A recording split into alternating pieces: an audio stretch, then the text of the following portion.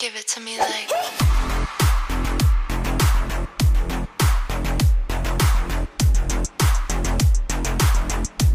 Hello guys, welcome back to my channel. Ayan, i-share ko lang sa inyo yung experience ko ngayon dito na nakakatawa pero okay na rin. So ayan, dito kasi sa amo ko ngayon, provided nila ako ng pagkain. Kahit umaalis sila, binibigyan nila ako ng pera, pambili ng pagkain, and then provided nila ako ng almusal like bread and palaman. Mga sandwich bread or sometimes may peanut butter or strawberry jam. Ayan. Pero ngayong nung isang taon, 2023, nakapansin ko, hindi na ako binibili ng tinapay kasi madalas silang wala. Ayan. Hindi na rin nila ako binibili ng pagkain ko kasi nga wala sila at kinukuha nila yung bata dito dahil lagi naman kami yung bata lang kami dito. Kami lang nung bata.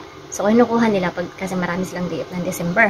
So, ayun, hindi nila ako binibigyan ng pambili ng pagkain ko. And then, hindi na rin nila ako pinoprovide ng tinapay ko. So, ako bumibili ako sa sarili ko, pero hindi ko pinapakita sa kanila. Kasi sasabihin nila, oh, okay lang yan. Kasi hindi naman nagpo-complain si Cheche na ganon. Walang almusal or pagkain. Hindi talaga ako nagko-complain. Pero bumili ako. May 2 camera dito sa amin eh. Kaya kahit lagi silang wala, nakikita nila ko. Anong ginagawa ko, naririnig nila sinasabi ko kasi may translator yan. So, ayan. Noong isang araw, bumili ako ng tinapay. Yung sliced bread and peanut butter. Tingnan nyo, ito yung binili ko. Ito yun.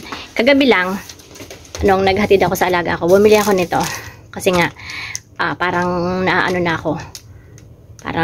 At inilitaw ko na rin siya, hindi ko siya tinago.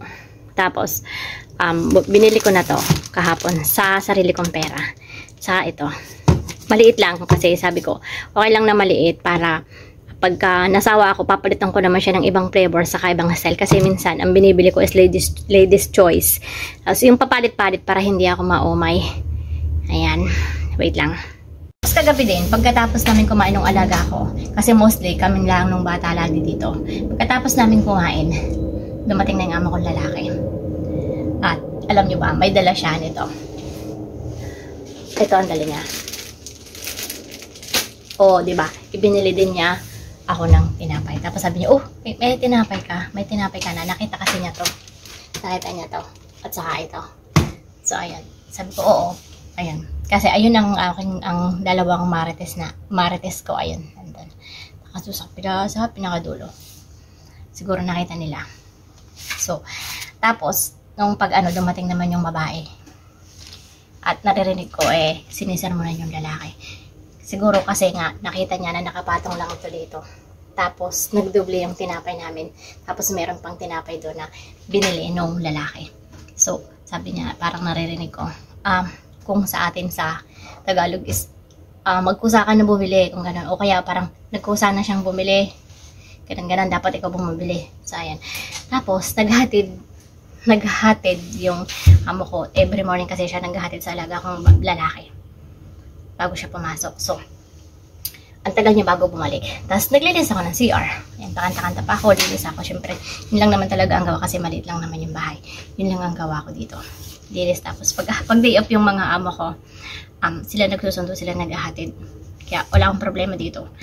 And then, pagbalik niya, wala ako dito sa loob. Nandun ako sa CR. Naglilinis ako.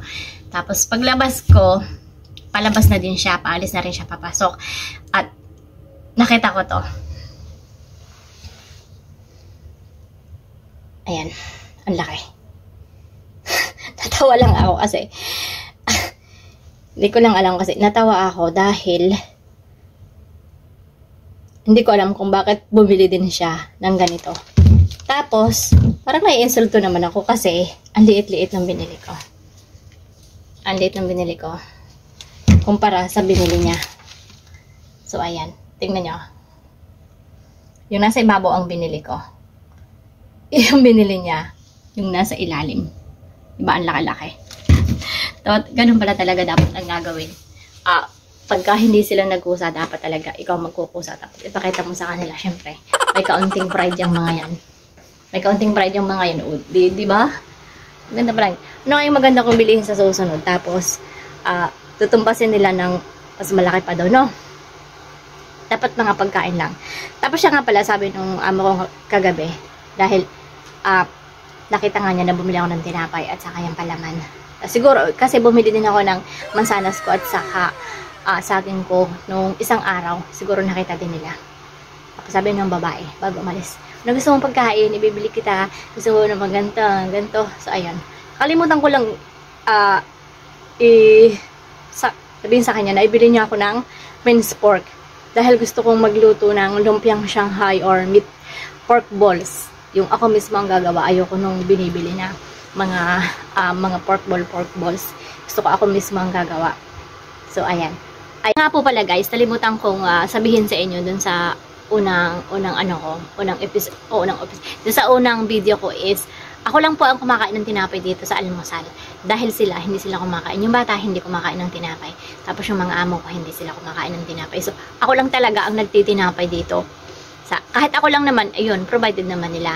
And, yung sinasabi ko sa inyo na, yung mga balls, yung mga karne, madalang ako magluto dito. Kasi, pag madala sila day off, parang sa isang linggo ay, isang beses o dalawang beses lang silang hindi nagde-day off.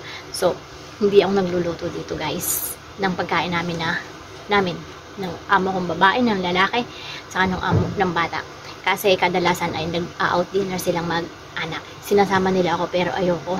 Mas masarap kumain sa loob ng bahay kaysa kasama sila. Siyempre mahihiya ka naman. Kaya yun, kumbaga parang pang sarili ko lang talaga din yung niluluto ko. At kapag hindi naman day off ang mga amo ko, at kami lang ng bata ang nagdi-dinner dito sa bahay, ano lang yan, yung mga ready to cook na ang binibili nila, like yung mga chicken na nakababad na, ini-air fry ko lang siya. Tapos nagluluto lang ako ng soup, yun lang. Tapos minsan, kadalasan, pag walang time, pagka short sa oras kasi maraming activity, sa labas na lang kami kumakain ng bata, KFC. Kasi yun ang mahilig niya, hindi siya mahilig sa mga gulay, kung ano-ano. Picky eater kasi yung alaga ko. Ayan, dapat pala talaga, pagka ganan,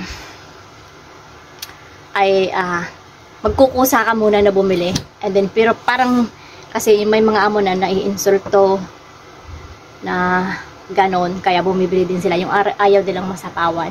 At may mga amo naman na, okay lang, nakakabili ka naman pala ng ganon, hindi ka na lang bumili ganon. Iba't iba kasi ang klase ng mga amo dito. Kahit naman diba, kahit naman mga Pilipino, may mga ugali. Ayan, napakalaki ko lang kasi yung mga nagiging amo ko at itong amo ko ngayon, ay okay na okay. So, ayan, i-share ko lang sa inyo yung experience ko ngayong umaga. So, ayan po. Salamat po. Happy New Year. Merry Christmas. Advance Merry Christmas pala kasi 11 months na lang ay Christmas na naman. Tapos, Happy New Year po. Three Kings. Happy Three Kings yon. Thank you po and please subscribe my channel. And like and share na rin. Thank you and bye-bye.